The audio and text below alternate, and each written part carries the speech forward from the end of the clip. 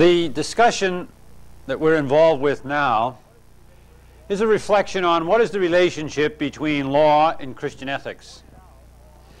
As we pointed out through a couple of charts and through a simple analysis here, there is an enormous discrepancy between the wealth that the many have in the society and the wealth that the few have. As a matter of fact, a little more than 1% of the people, we said, controlled over 65% of the wealth, whereas only 9% of the wealth, I believe it was, we said, was controlled by 80% of the people. We are now confronted with asking ourselves the question, why do people allow this to happen?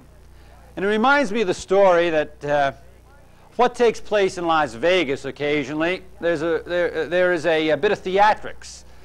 The sheriff comes in with his deputies, well armed and beribboned and so forth, and they walk over to a table and they grab a croupier who may be dealing cards or dealing in roulette, and in front of all the people there, they show that this croupier was crooked.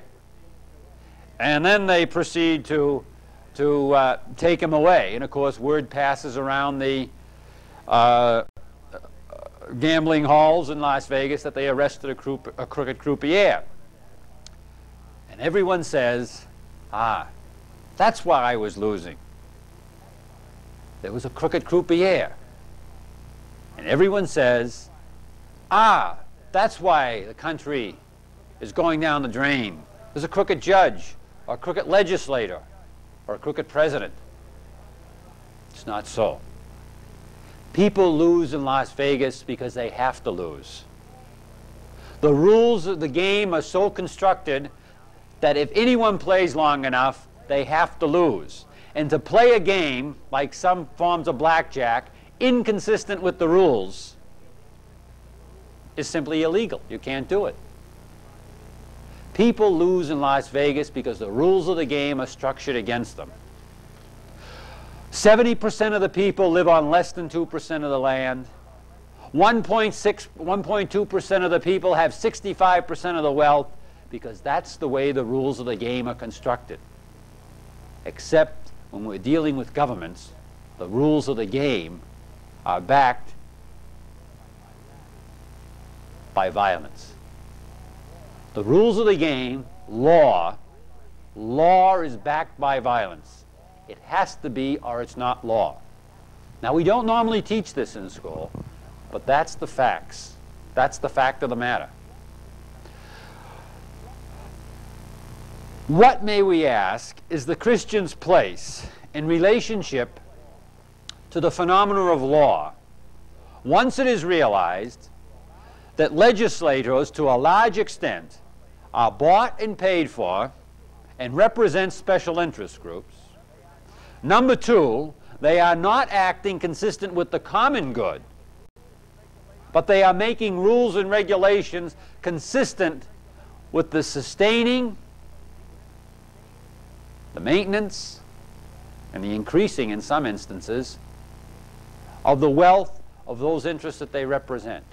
And three, what is the position of the Christian in relationship to the phenomena of law once it's understood that all law is backed by violence? Well, historically, for the 1700 years of the 2000 years of Christianity, there has been a theology that simply point blankly said the Christian could participate without qualm in the legal systems of various societies. Now, it seems to me the one thing that we have to look at when we look at a theology is we have to look at those propounding the theology, those proposing the theology. It seems to me that we always have to look at what are the interests, what are the needs of the theologian. Let me point something out here. We said that there is an economic barronry that rises up along the system of checks and balances and has a substantial, if not total, input and control over them. This economic barrenry also has what has come to be called in our society, has a set of kept intellectuals. Kept intellectuals. Intellectuals, race, color, or creed is not prohibitive. Intellectuals who they hire to use their minds to support and to develop supports in all kinds of disciplines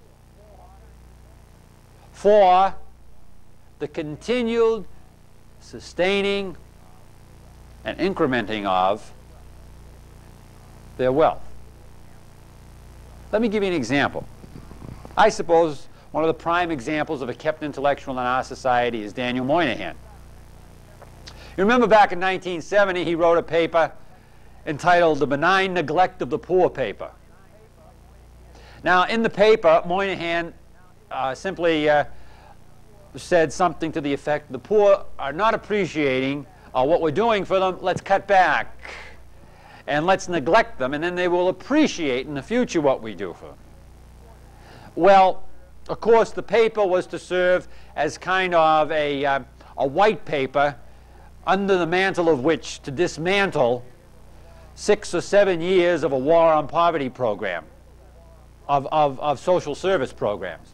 But nevertheless, the paper was written by a man in the air-conditioned offices of the Harvard-MIT Urban Studies Center, who for the previous 10 years of his life had lived at a $50,000 a year clip, and in some years on an almost unlimited expense account.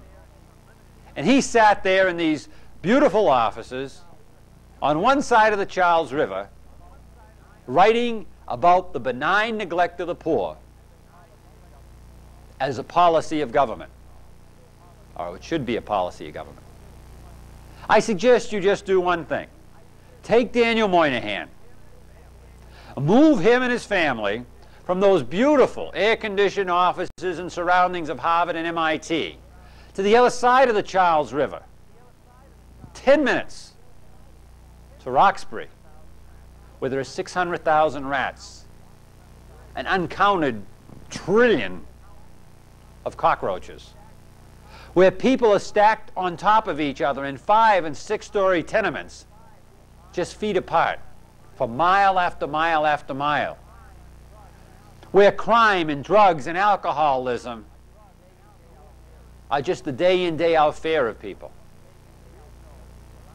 where there are no, for all practical purposes, fair educational facilities. Beyond that, where people don't know if they're going to have heat in the winter, or water, or hot water, where windows are busted and can't get repaired either because people don't have the money, or since most rent, because the landlords won't repair them. I say take Daniel Moynihan from those air-conditioned Harvard MIT offices, leave him with the same cognitive or intellectual knowledge, but place him in a different experiential situation, he and his family, and see if he can come up with something better than benign neglect of the poor. What I'm saying is that cognitive knowledge is not the be-all and end-all of understanding reality, and that whenever anyone speaks, whether I'm speaking to you or whether you're reading an author or listening to an author, one has to ask, what is the economic position? What is the psychological position of this man at this time? Because they are as important as the raw pieces of cognitive knowledge which he possesses. As there are kept intellectuals who are given the good life if they'll simply use their minds on behalf of supporting the ideology that supports a maldistribution of wealth, that supports the ongoing system and process of law. There is also, as a subdivision of that is a subdivision of kept intellectuals, there is what we might call subdivision of kept intellectuals, kept theologians.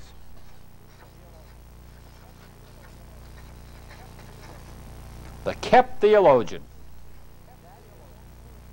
That is, he's that person who is so situated in terms of economics, in terms of power, in terms of the satisfaction of his own desires, that he writes a theology that justifies those institutions, those programs, those rules, those laws, those ways of doing things that support and sustain him as a person. It has been suggested that a great deal of Christian theology, especially Christian theology that relates to problems of violence and poverty, oppression and injustice, has been written by kept theologians. It is not something that we can overlook. That most of the theologians, for example, and most of the churches, most of the time, have been ministers and priests who have been exempted from participating in war. One wonders, as has been said in other areas, one wonders if the theology, if the Christian understanding of the Christian's relationship to the phenomena of mass slaughter on behalf of national policies of one form or another would be the same if Christian theologians over the last 1700 years had been obligated to be in the front lines. Truly, it's the same kind of question, isn't it? Truly, it's the same kind of question that lies behind the reflections on something like Humanae Vitae, the encyclical on birth control. If the Pope were in a position where he had to support 7, 8, 10 children in poverty and still had the responsibility for writing about the validity of artificial birth control, would he have come up with a different solution than the solution in Humanae Vitae?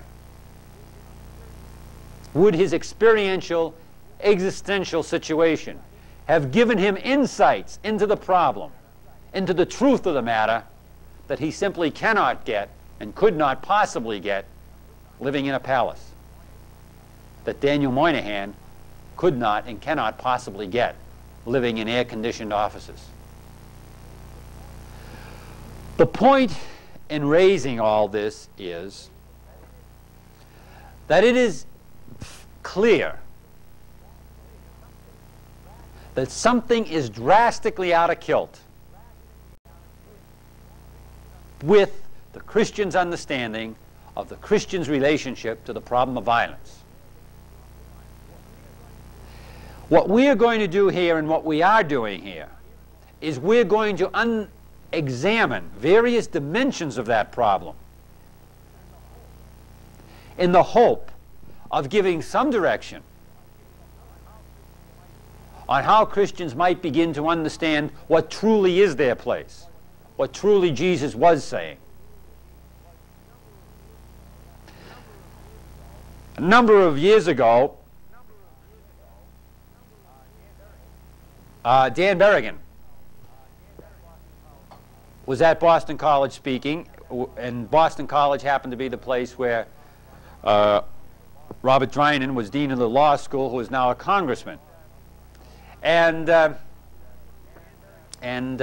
Berrigan was asked the question, did he believe that that a priest had any place in politics?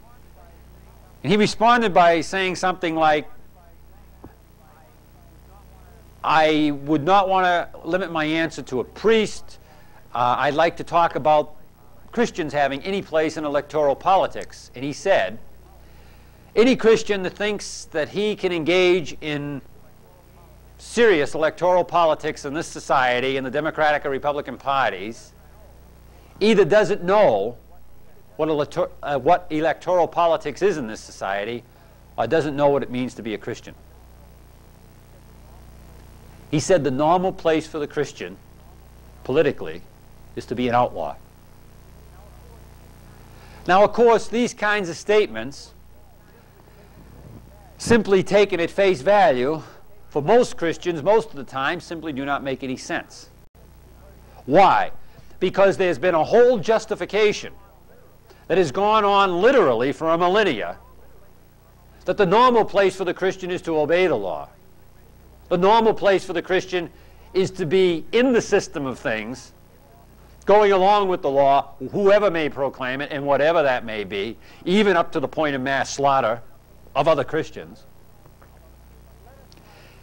But let us try to see, in terms of what we're doing here, what Berrigan might have meant, what he did mean, and let us try to put this in some sort of perspective and try to step back for a minute from our normal perceptions of how Christians are supposed to perceive the law and violence, and try to get a different view on it, remembering that perhaps the Christian perspective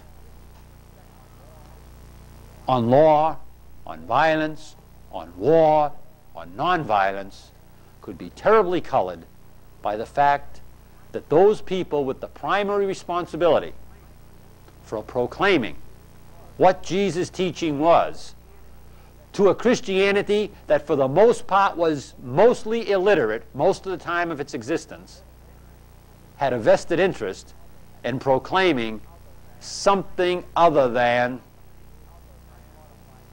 an unmodified version of what Jesus said.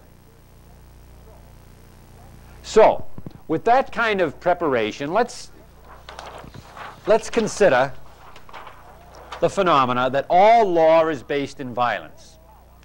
The word power,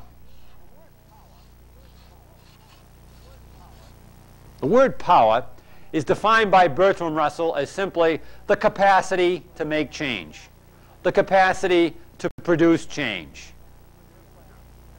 Simple enough, the capacity to produce change. One subdivision of power, one form of power, is a form called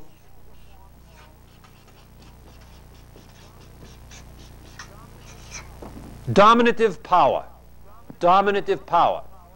Dominative power is the capacity to produce change through the threat of suffering and death. Dominative power, the capacity to produce change through the threat of suffering and death. That's one way to produce change. If I threaten to kill you, there's a good chance that you will change your behavior. One way. That's not the only kind of power. If you care for people, if you love people, that also will produce change. It's not dominative power, but it is another form of power. There are all kinds of ways to produce change. One of them is dominative power. That is, by the use of the threat of suffering and death. All law is based in dominative power.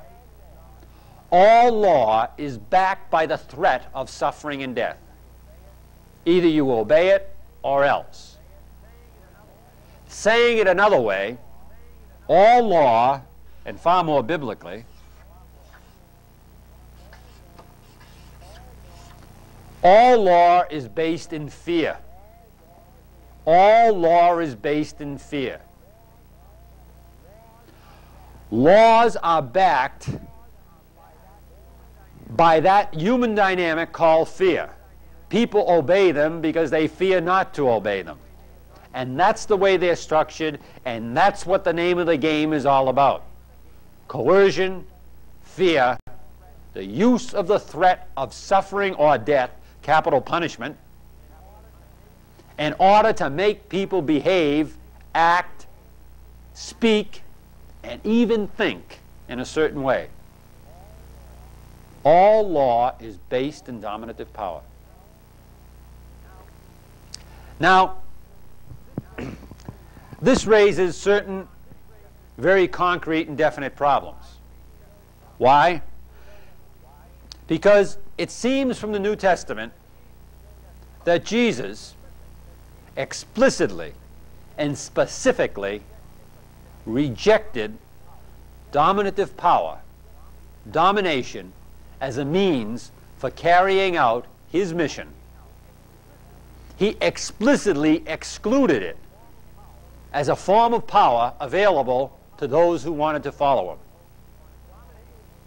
Domination, coercion, is no path to virtue.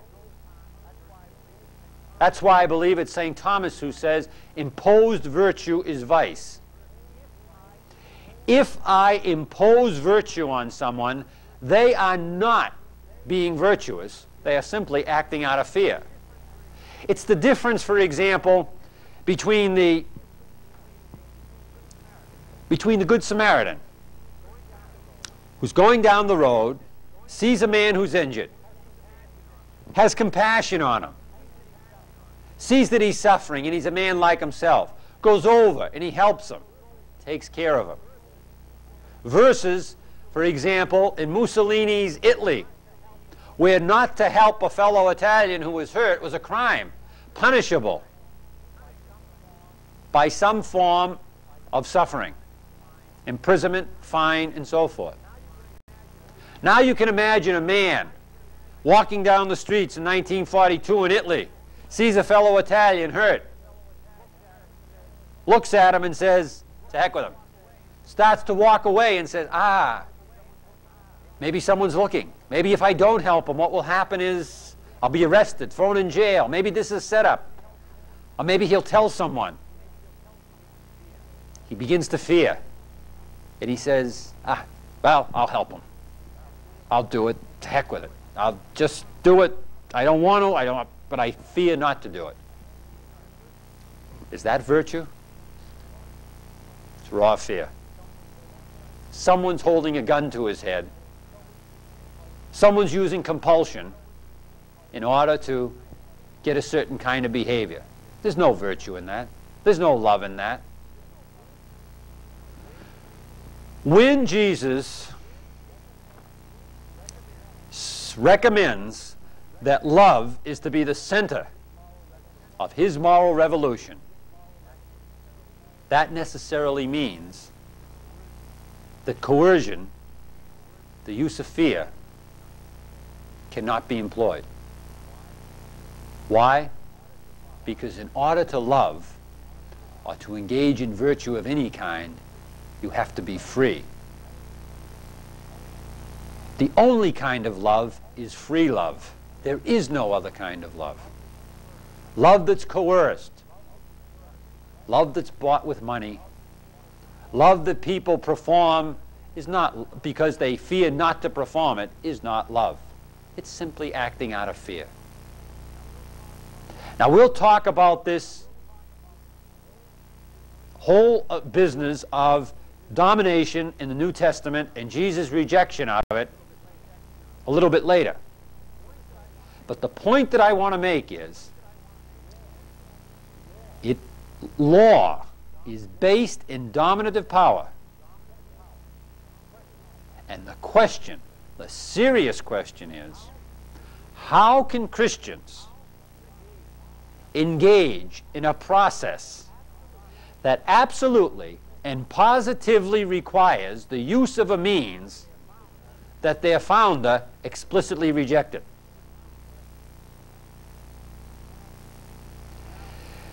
Now, as we begin to try to think this through a little bit, it becomes imperative, it seems to me, that we understand that what we are about is saying that at least at present, and in any form that we know civilized society, no civilized society has been Christian, including the one that we're in.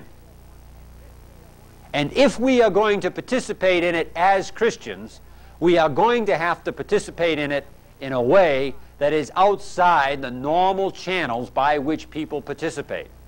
if we are going to improve it, if we are going to enhance it, if we're going to develop it and develop in it. We've got something to contribute to it, but it's not what the society wants. Now, there's something on a far deeper level here that we simply must deal with. And that is this business of, if we can say it this way, this business of why do people want to employ violence, fear, and dominative power? When violence, fear, dominative power are employed legally, which means under the law, or illegally, which only means against the law, violence, fear, dominative power are the same thing in terms of people using them, whether it's done legally or illegally. If a policeman puts a bullet in someone's head, or a fellow in the street puts a bullet in someone's head, the bullet is in someone's head. One happens to be legal, one happens to be illegal. Certain ramifications follow from one to the other. But the meanness is in both. The hatred is in both. The viciousness is in both. The unlove is in both. And in both instances, the person is dead. And in both instances, something has happened to the person that's fired the shot. Our problem is, as we look at this, why is it that people want to employ fear? Why is it that people spend their lifetimes working for laws to get others to do what they want them to do? Why is it that the Christian and the Christian community cannot be satisfied with simply conversion and has to get into the business of working for coercive state policies? State policies that enforce the Christian view on top of other people. First of all, we have to recognize the extraordinary fallacy in all this, which is simply this: you cannot coerce Christianity. You cannot coerce a Christian action. All the dominative power in this world can't bring about one single Christian deed. But beyond that, it seems to me that what we have to recognize is that when people employ dominative power, when people employ violence, when people employ fear against other people, they are not primarily concerned with the other person being virtuous, because everyone knows virtue has to be its own motivation. What they are primarily concerned with is